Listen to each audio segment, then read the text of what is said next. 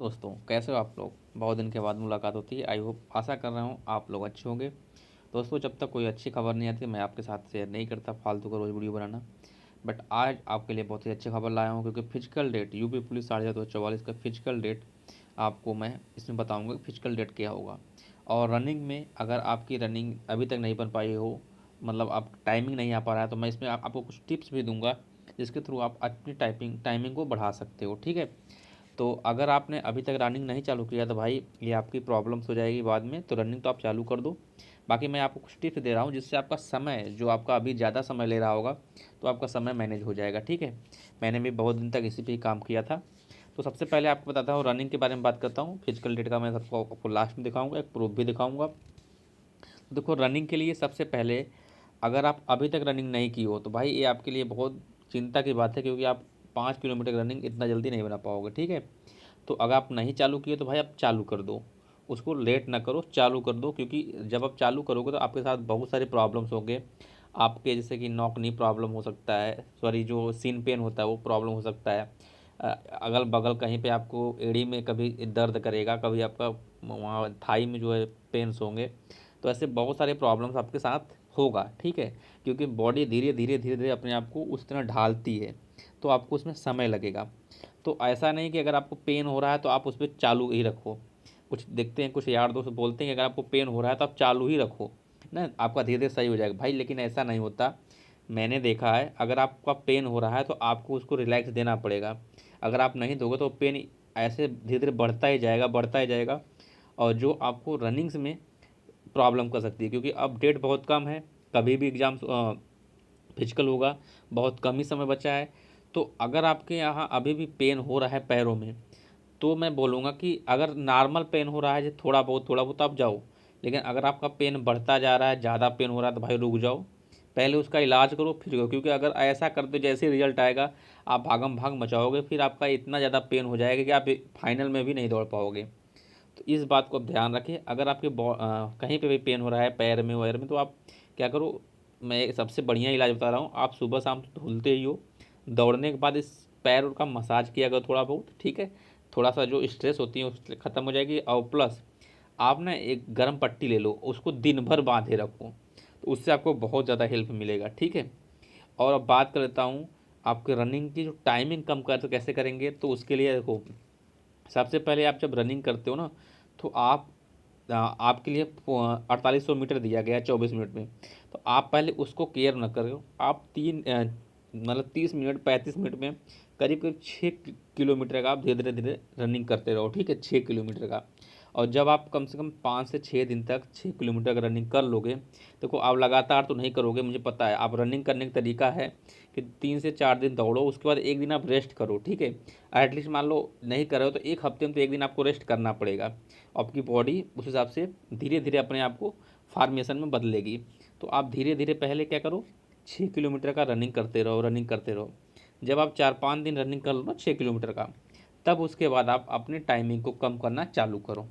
तो उसके लिए सबसे बड़ी बात, सबसे पहला काम, आपको जब भी रनिंग करने जाते हो, जैसे मान लो आप मॉर्निंग में रनिंग करने जाते हो, तो आपको क्या है, आपकी बॉडी बिल्कुल हल्की होनी चाहिए। उसके लिए क्या करो, जो शाम का भोजन होता है आप नॉर्मल भोजन करोगे। देखो जिस दिन आप थोड़ा भारी भोजन करोगे ना, अगले दिन आपके स्टेमिना पे असर पड़ जाएगा। आप देखोगे वहाँ पे सही परफॉर्मेंस नहीं कर पाओगे। तो आप लाइट भोजन करोगे, और सुबह में सुबह उठ के हल्का सा गुनगुना पानी पियो। ठीक है। उसके बाद अपना जो बाथरूम वाथरूम करने वहाँ जाओ।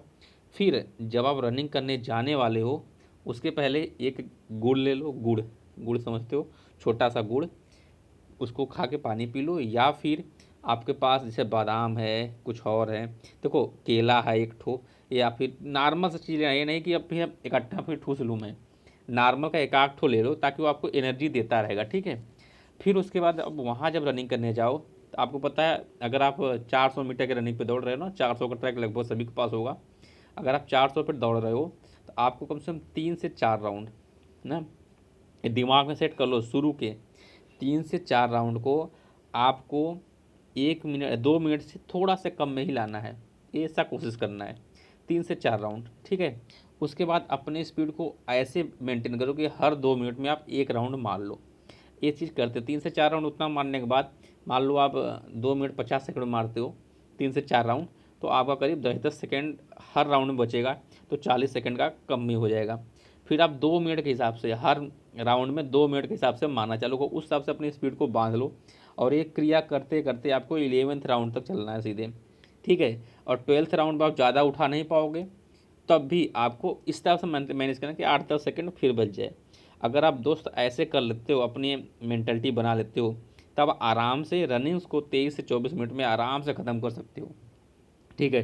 तो इतना जल्दी तो नहीं हो पाएगा, तभी मैं बोल रहा हूँ कि आपको पहले